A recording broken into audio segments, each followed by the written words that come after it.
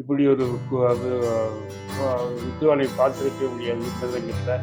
அப்படி ஒரு வித்துவானாக மாறிய நெல்லிக்கண்ணி பாலச்சந்தர் பேசும்போது அவரை பேசுகிறார், இவரை பேசுகிறார், எல்லாரையும் பேச என்னை பற்றி உருவாக்க அவர் பதில் சொல்லுவாரேங்கிறது எங்கேயோ பிறந்து ஆஸ்காரோட அவனுடைய நடிகர் அது இந்தியாவில் பிறந்து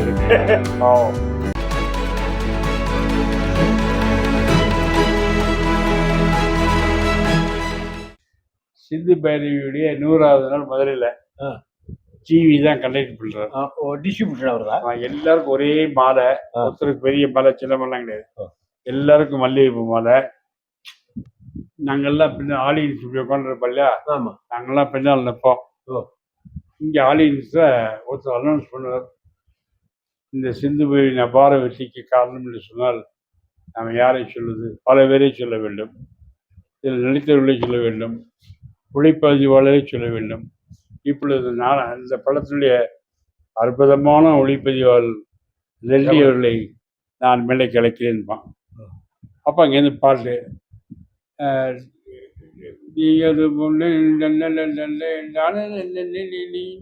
அப்படியே உள்ள ஒருவர் மேலே உட்காரணும். அடுத்தபடியாக இப்படி ஒரு வித்வானை பார்த்திருக்க முடியாது மிருதங்கத்தில். அப்படி ஒரு வித்வானாக மாறிய சில நெல்லிக்கண்ணிகள் நம்மளால மறக்க முடியுமா அப்படிம்பார். கல்லைவா நீயே அதுல வருவேணாம். இப்படி எல்லாம் வந்து கடைசியில் இத்தனை பேரையும் வச்சு இந்த படத்தை அழகாக பண்ணிய அந்த புலி இருக்கு பார்த்தீங்களா, அதுதான் பாலச்சந்தர். அந்த வேங்கை வருது, நம்மெல்லாம் வழிவிடுவோம். உடனே மீசில் வேங்கை வருது வருது வருது வருது கிழக்கில் வருது வருது என்ன அடிக்க, அங்கேருந்து அது பாலச்சந்தர் எல்லாம் கைதட்ட. வைரமுத்து வந்திருந்தார், சுஹாசினி வந்திருந்தார், சுலக்ஷனா அவள் கூப்பிடலன்னு கொஞ்சம் வருத்தம். அவள இன்னமும் அவளை கூப்பிடல சம்திங், அது யாராவது இதாக பண்ணியிருப்பாங்க, இவரெல்லாம் பண்ண மாட்டார். அப்படி எல்லாம் வந்திருந்தாங்க. ப்ரோக்ராம் நடந்து பேசிட்டே இருக்கார். பாலச்சந்தர் பேசும்போது அவரை பேசுகிறார், இவரை பேசுகிறார், எல்லாரையும் பேச என்னை பற்றி ஒரு வார்த்தை பேச மாட்டேங்கிறார். நான் ஒன்று என்ன பண்ணேன் அப்படின்னு உட்காந்தேன்.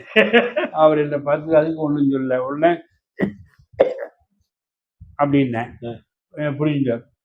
இந்த டெல்லி கணேஷ் நான் பாடு அப்பா இப்படி ஒரு மிருதங்க தான் நான் பார்த்ததுன்னு என்ன படிக்க நல்லா சொல்ல ரொம்ப சந்தோஷம். இப்போ எங்களுக்கு என்ன இன்ஸ்ட்ரக்ஷன்னா, எல்லாருக்கும் அம்பாசிடர் ஒயிட் கார் வரிசையாக 40 கார் பண்ணியிருக்கோம். யாருக்கு என்ன காரு கிடையாது, எல்லா கார்லையும் நீங்கள் ஏறிக்கணும். போடுற பாண்டிக்கு போயிருந்தோம். சரி நாங்கள் பாட்டு நான் எங்கள் சித்தப்பா ஒரு ஃப்ரெண்டு 3 பேருமா சேர்ந்து ஹோட்டலுக்கு போனோம். 3 பேரும் முன்னாடி உட்காந்தாங்க. சித்தப்பானா மதுரையில் இருந்து அங்கே தானே நீங்கள் படிச்சிங்க? ஆமாம். ஃப்ரெண்ட் சீட்டில் இவர் உட்காந்தார், யாரோ ஒருத்தர் இருந்தால் உட்காந்தார், யாருன்னு நான் பார்க்கல. வந்த உடனே எல்லோரும் போகிற கை தட்டிட்டேன், நானும் கை தட்டினேன். கையில் உள்ள பாயா மோதிரத்தை திருடி வேணாம் அப்படின்னு சொன்ன உடனே என் ஃப்ரெண்டு பக்கத்தில் சொல்கிறேன், எனக்கு பைரி கேரக்டர் மேலே ஒரு சின்ன சந்தேகம். சந்தேகம்னா என் டேரக்டரை கேளு, வீட்டுக்கு போய் கேளு, ஒழுங்காக பதில் சொல்லுவார், லெட்டரை போட்டு பதில் எழுதுவார். வந்த இடத்துல சிந்து பைரின்னு நீ டேரக்ட் பண்ணியா பாயான்னு கோவப்பட்டாள், நீ அவரை பற்றி தெரியாமல் பேசாத, அது ஒரு டைப்பு அப்படின்னு சொல்லிட்டு வரேன். முன்னாடி உட்காந்துருக்குது பாலச்சந்திரன் தெரியல. அப்போ எங்கள் சித்தப்பா இப்படி இப்படின்னாரு. என்ன எங்க இங்கே என்னென்னமோ சொல்லிட்டேன். ஈஸ்வரா, இவர் ஒருத்தர் தான் சான்ஸ் கொடுக்குறாரு, இதுவும் போச்சா. நான் பயந்துட்டே தான், எனக்கு ஒன்றுமே ஓடல. எனக்கு போகும்போது டேய் இந்த ஷீல்டு எடுத்துட்டு வா இன்னும் போயிட்டேன். நான் ஷீல்டை வேற ஒரு கொடுத்து அவர் ரூமில் கொடுக்க சொல்லிட்டேன். இந்த சித்தப்பாளையத்தில் என்னையா சொன்னேன், நான் ரிப்பீட் பண்ணுங்க ப்ளீஸ், தப்பாக ஏதாவது சொன்னேன்னா. இல்லை தப்பாக சொல்ல, ஆனால் அவர் டைப்புன்னு சொன்னேன், அது வேணால் சொல்லாமல் இருந்திருக்கலாம் அப்படின்னு அப்படி இப்படி என்னன்னு சொல்கிறாங்க. என்னையா அப்போ அப்படின்னு விட்டேன். அப்புறம் கடைசியில் பாலச்சந்தர் சாப்பிட போகிறார். நான் வாசலில் இருக்க வெயிட் பண்ணியிருந்தேன். அவரும் கவிஞர் வைரமுத்துவும் போனாங்க. சார் உங்களோட கொஞ்சம் தனியாக பேசணும் சார். அப்படியா கவிஞரே, நீங்கள் போங்க, நான் வந்துடுறேன். இல்லை சார், நீங்கள் வண்டியில் உட்காந்துருக்கீங்கன்னு எனக்கு தெரியாது. நான் பாட்டு என்னமோ பேசிட்டேன். அது கரெக்டாக பேசினா தப்பாக பேசினா ஒன்றும் தெரியாது. ஏதாவது தப்பாக பேசினா மன்னிச்சிங்க சார்ண்ணே. இல்லை கரெக்டாக தான் பேசினேன். இந்த பேசின விதங்கள் டோன் தான் கொஞ்சம் சரியில்லை. நல்லா தான் பேசுகிறேன். போ சாப்பிடவா என்ன போயிட்டு இதை போய் சிவகுமார்கிட்ட சொல்லி சிவகுமார் எனக்கு முடியோ நீ நல்லா இமிடியேட் பண்ணியாமே டேரக்டர் மாதிரி அவர் சொல்ல ரொம்ப காமெடியாக இருந்தது. அதெல்லாம் மறக்க முடியாத ஒரு எந்த பாலிட்டிக்ஸ்லையும் தலையிடாமல் என்ன ஆமாம் எந்த கான்ட்ரவர்ஷியல்லையும் தலையிடாமல் தான் உண்டு டைரக்ஷன் உண்டு அப்படின்னு வாழ்ந்த ஒரு டைரக்டர் பல பேர் இருக்கா. பந்துலு, பீம்சிங், ஸ்ரீதர், ஏபி நாகராஜன், அதில் ஏபி நாகராஜன், அதில் இவர் ஒருத்தர் தனித்துவமா நீங்களும் கிட்டத்தட்ட அதே மாதிரி தான். நாயகன் ரொம்ப எனக்கு சர்வ சாதாரணமான மணிரத்னம் சொன்னார். அது எப்படி பண்ணணும்னு ஒரு 2 லைன்லாம் சொன்னேன். அதை நான் பிடிச்சிக்கிட்டேன்.